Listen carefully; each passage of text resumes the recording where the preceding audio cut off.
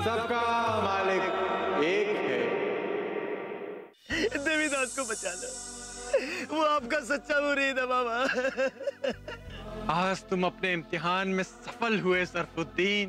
Police को शक है कि देवीदास अंग्रेज हुक्मरानों के खिलाफत के काम में लगा हुआ है। कुलकर्णी बुरा आदमी है, उसकी सोच, उसके काम धाम भी बुरे हैं। इस वक्त मस्जिद पर छापा मारने से कोई फायदा नहीं होगा। क्यों जनाब? देवीदास और मालसा पति ने सारा सामान वहाँ से हटा दिया होगा। देवीदास आ गया बाबा, मैं उसको लेकर के आता हूँ। साईं बाबा जिंदाबाद, साईं बाबा जिंदाबाद, साईं बाबा जिंदाबाद। जानते हैं भगत जी, बाबा ने मुझे पहले ही बता दिया था कि देवीदास को कुछ नहीं होगा। अरे वो अभी थोड़ी देर में ही भगत के साथ द्वारका माई लौट आएगा। मुझे भी मेरे ठाकुर पर पूरा भरोसा था,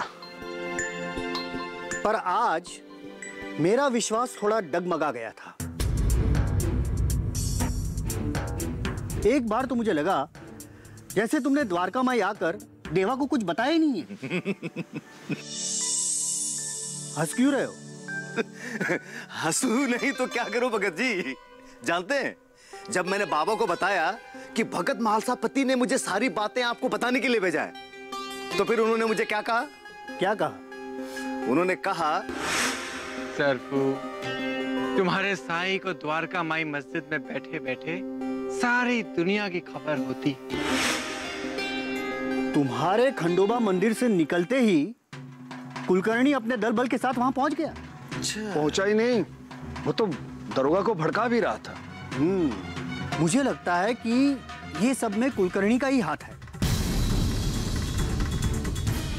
पर समझ में नहीं आ रहा है कि वो ये सब कुछ क्यों करेगा। भगत जी, समझने और समझाने की बात ठाकुर पर छोड़ देते हैं। चलिए द्वारका माई चलते हैं, उन्हीं से पूछ लेते हैं। चलिए चलिए द्वारका माई चलते हैं। चलिए बाबा के पास।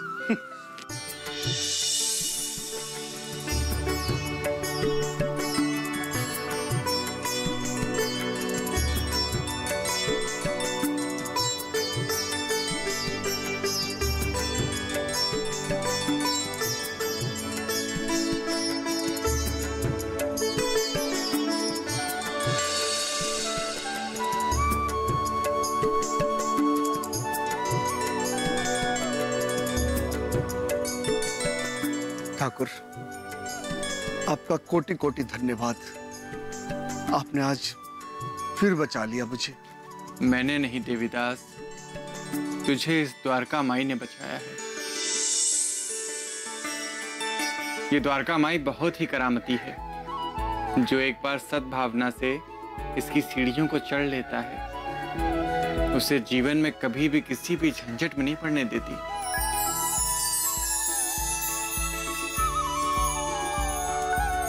देवा, आज खंडोबा मंदिर के बाहर जो कुछ भी हुआ, मुझे उसमें कुलकर्णी का हाथ।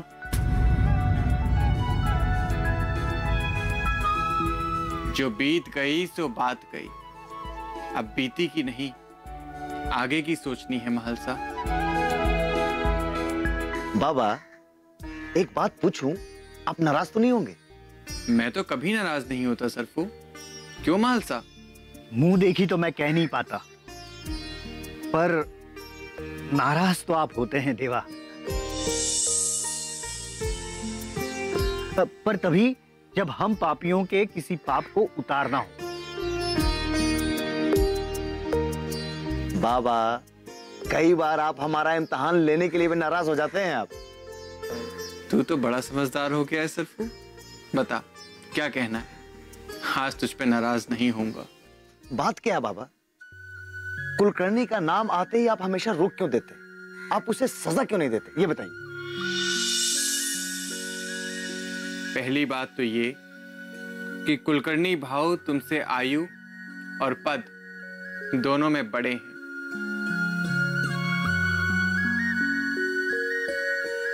और बड़ों की इज्जत की जाती है सरफुद्दीन।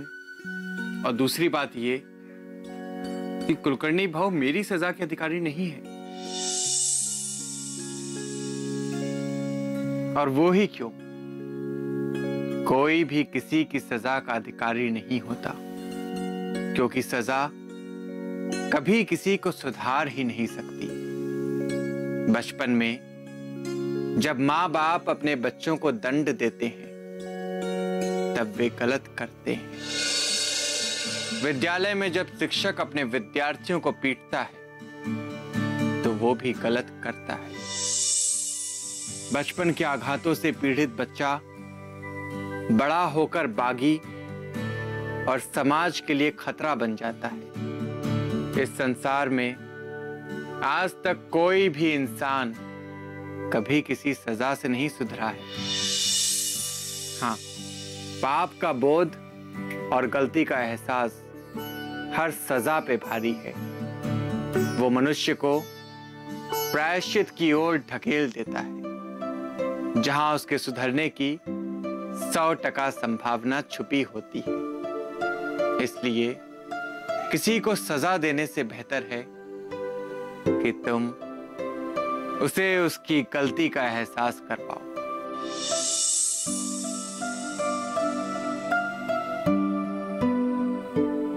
बहुत अच्छी बात कही आपने देवा।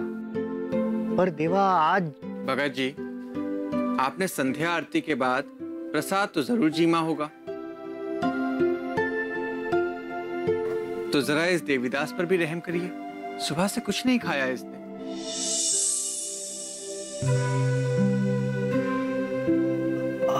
हाँ देवा, ये तो मैं भूल ही गया। जाइए भगत जी, और सरफुद्दीन को अपने साथ ले जाइए और देवीदास के लिए कुछ भोजन लेकर वापस आइए। जी देवा। चलो सरफुद्दीन। हाँ भगत जी, चलिए। अच्छा।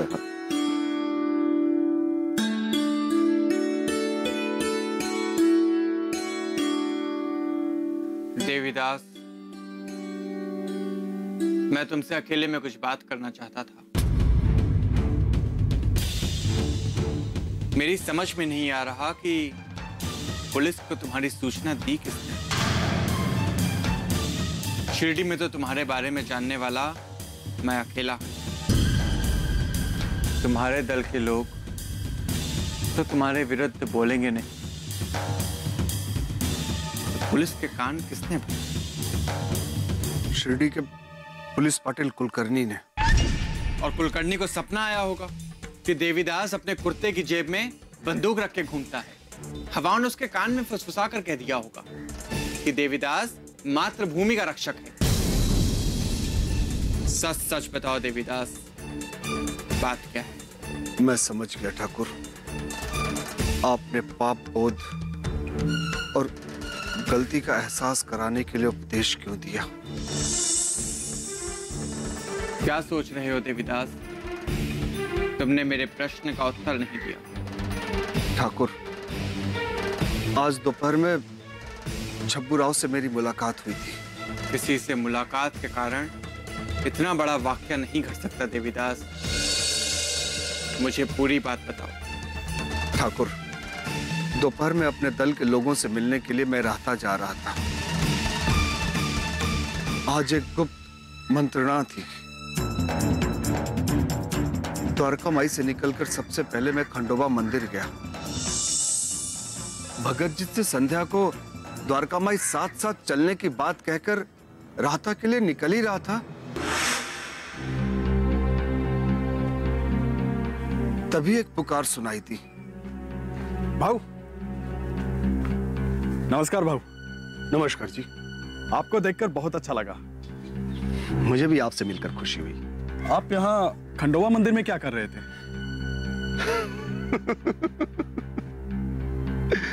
मुल्ला की दौड़ मस्जिद तक। यह तो मेरा रोज का नियम है। जब भी कहीं जाता खंडोबा का आशीर्वाद लेता हूं और वापस आकर धन्यवाद भी जरूर करता हूं। वाह वाह, कितने अच्छे संस्कार हैं आपके।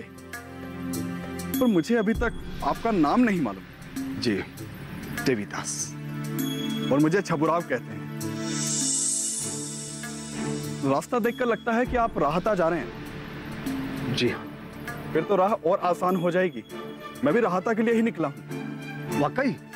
तो आइए साथ चलते हैं। समय से पहुंचना है और शाम होते वापस भी लौटना है। आइए हाँ, चलते हैं। अब और पहले ये तो बताइए कि आप काम क्या करते हैं? पहले तो बहुत कुछ करता था, पर अब केवल ठाकुर की भक्ति करता हूं। उनके चरणों में बैठने के बाद ऐसा आभास होता है कि चारों धाम की यात्रा कर ली है।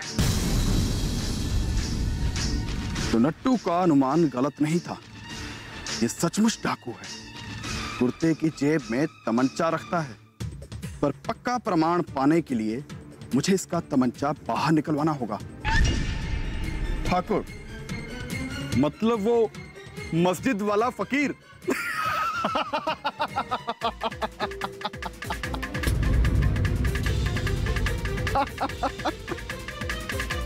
माफ कीजिएगा, इसमें हंसने की क्या बात है?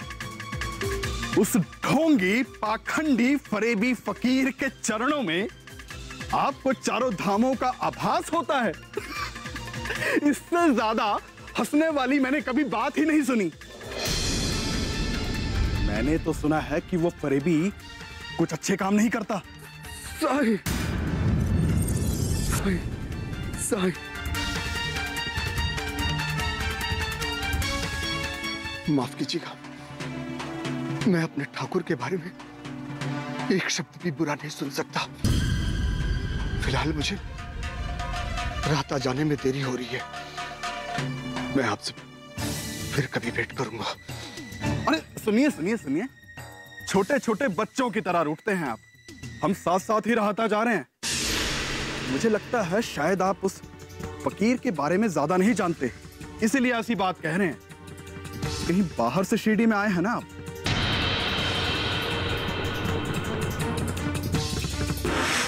अभी तुम्हें किसी भी अभियान में शामिल नहीं होना है। हर झंझट से दूर रहना है।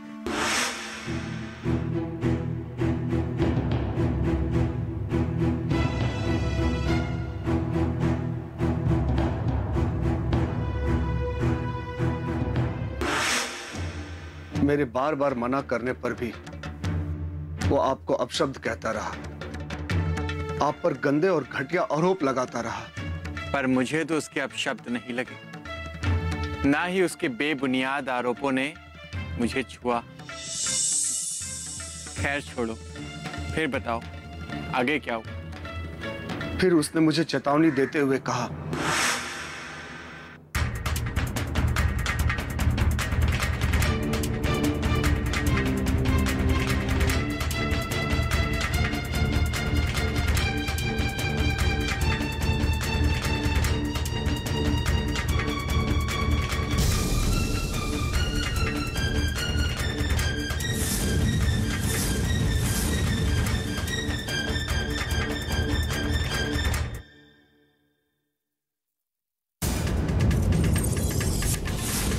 बहुत हो गया तेरा मजाक।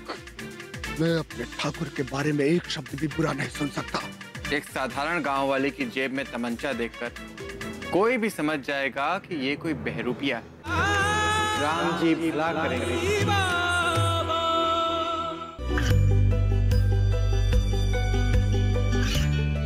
गांवों और पिछड़े क्षेत्रों में सरकारी योजनाओं की जानकारी पहुंचा। देश में कौशल और क्षमता विकास कर ग्रामीणों को सामाजिक बदलाव और विकास से जोड़ने की दूरदर्शन किसान की पहल चौपाल चर्चा देखें सोमवार से शुक्रवार सुबह 9 बजे। राम जी भला करेंगे। सुन देवीदास, मैं शिरडी के पुलिस पाटिल कुलकर्णी भाव का दाहिना हाथ छबुराव हूँ, और मैं तुझे ये चेतावनी देता हूँ कि अगर आज के बाद तो उस ढोंगी पाखंडी फरेबी फकीर के आसपास भी दिखाई दिया तो मैं तुझे मार मार कर शिरडी के बाहर फिकवा दूंगा। तू मुझे मार मार कर शिरडी से खदेड़ कर भगाएगा? तू है कौन?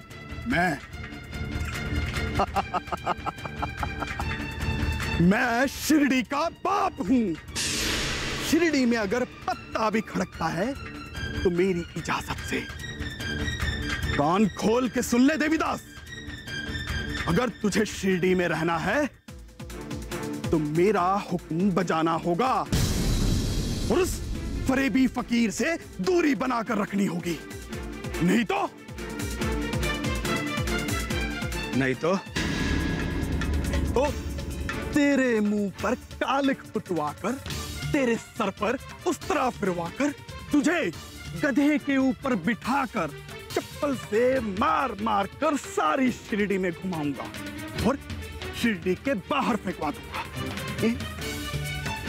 ये सब तू करेगा?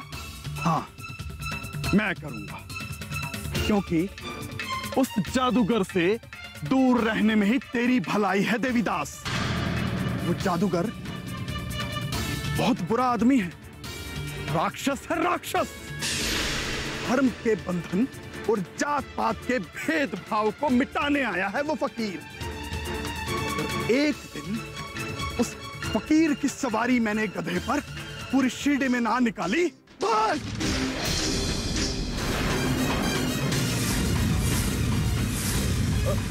अरे नहीं देवी भाव, नहीं, मैं तो मजाक कर रहा था, आप तो बुरा मान गए।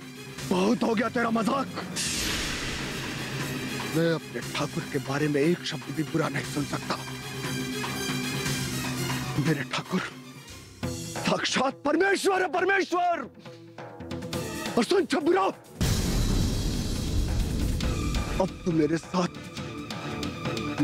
नहीं जाएगा और तू राहता भी नहीं जाएगा।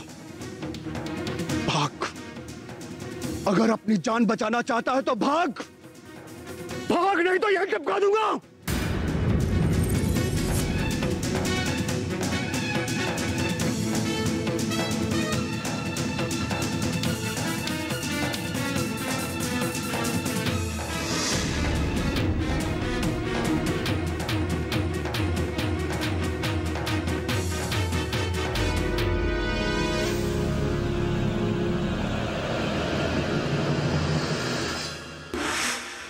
बस उसके बाद मैं राहता चला गया ठाकुर। देवीदास, मैं तो तुम्हें बड़ा ही समझदार इंसान समझता था, पर तुम तो निरे मूर्ख निकले। छबुराव ने तुम्हें अपने जाल में फंसा लिया। मैं कुछ समझा नहीं ठाकुर। उसे तुम्हारे पास तमंचा होने का संदेह हुआ होगा और उसने तुम्हें उत्तेजित करके तुम्हारा तमंचा देख लिया। एक साधारण गांव वाले की जेब में तमंचा देखकर कोई भी समझ जाएगा कि ये कोई बहरूपिया है। पुलिस तक तुम्हारी शिकायत कुलकर्णी और छबुराव ने ही पहुंचाई होगी। पर पहले ये बताओ कि जिस वक्त खंडोबा मंदिर के बाहर फिरंगियों की पुलिस ने तुम्हें रोका, उस वक्त तुम्हारा तमंचा कहां था? ठहरो, भागने की कोशिश मत करना, नहीं तो गोली मार दूंगा। क्या फेंका तूने? क्या फेंका उस और? मैंने तो कुछ भी नहीं फेंका। एक बार इसका तमंचा मिल जाए, फिर मैं इसे ऐसी सजा दूंगा कि इसकी रूह कांप उठेगी। राम जी भला करेंगे।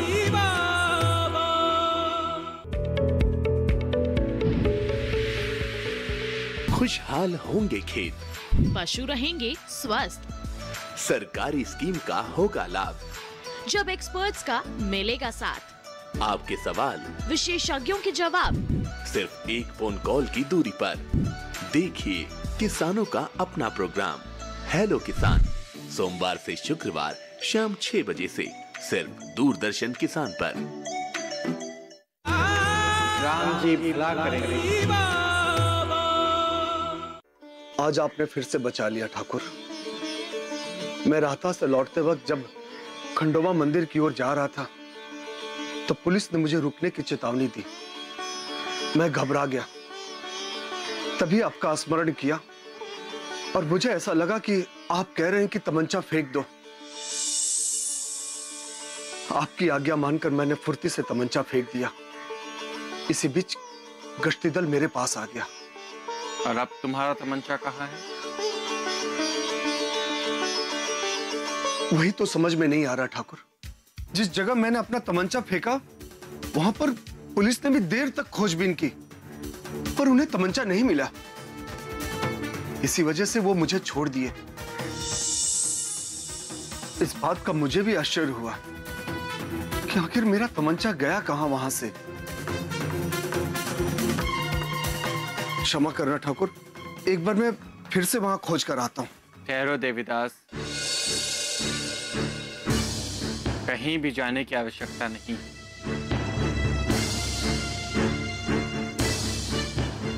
ये लो अपना तमंचा।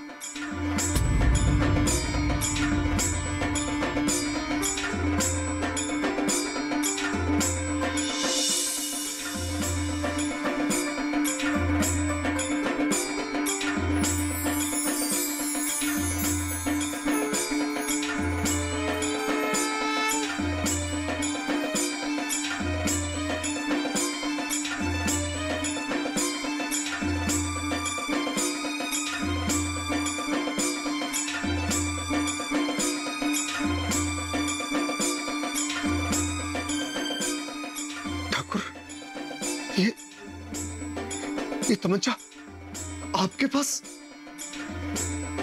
कहां से आया ठाकुर? इसे तो मैं खंडोबा मंदिर के पास अपने हाथों से फेंका था।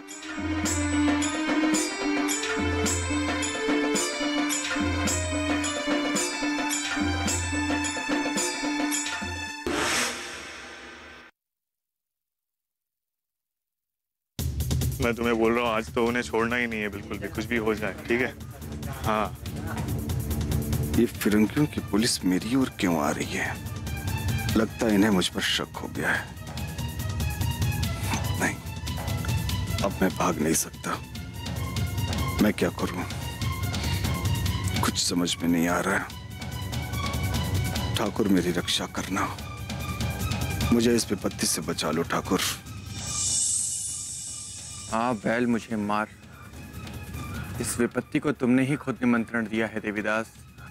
पर अब दरोगा की आंख बचाकर अपना तमंचा झाड़ियों की ओर फेंक दो, झाड़ियों की ओर फेंक दो।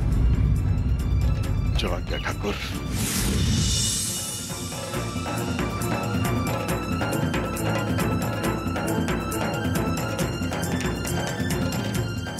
ठहरो, भागने की कोशिश मत करना, नहीं तो गोली मार दूंगा। क्या फेंका तूने? क्या फेंका उस ओर? मैंने क्या फेंका? मैंने तो कुछ भी नहीं फेंका। झूठ बोल रहा है तू, सच सच बता, तूने उस झाड़ियों की ओर क्या उछाला था? मैंने कुछ भी नहीं उछाला। मेरे पास है ही क्या उछालने के लिए?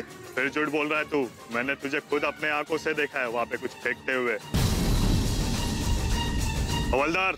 जी जनाब। जाओ जाकर देखो उन झाड़ियों में, जरूर इसने अपना तमंचा उन झाड़ियों के पीछे छुपाया होगा। एक बार इसका तमंचा मिल जाए फिर मैं इसे ऐसी सजा दूंगा कि इसकी रूह कांप उठेगी।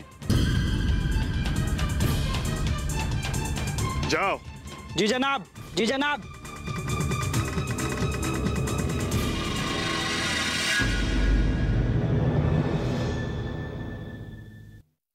हथियार कभी निजी सुरक्षा का साधन नहीं होते जो दूसरों को डराएगा। एक ना एक दिन उसे भी डरना पड़ेगा। ये बहुत ही पढ़ा लिखा और समझदार है, बच्चों को अच्छी शिक्षा देगा। पर कुलकर्णी भाव को ये पसंद नहीं आएगा। वे नहीं चाहते कि शिरडी के बच्चे पढ़ लिख कर समझदार बने। तुम्हारे कुलकर्णी भाव तो ये भी नहीं चाहते कि हम श्वास लेकर जीवित रहें। आरती श्री साईं गुरुवर की, आरती श्री साईं गुरुवर की, परमानंद सदा सुरवर की, परमानंद सदा सुरवर की, मोरे साईं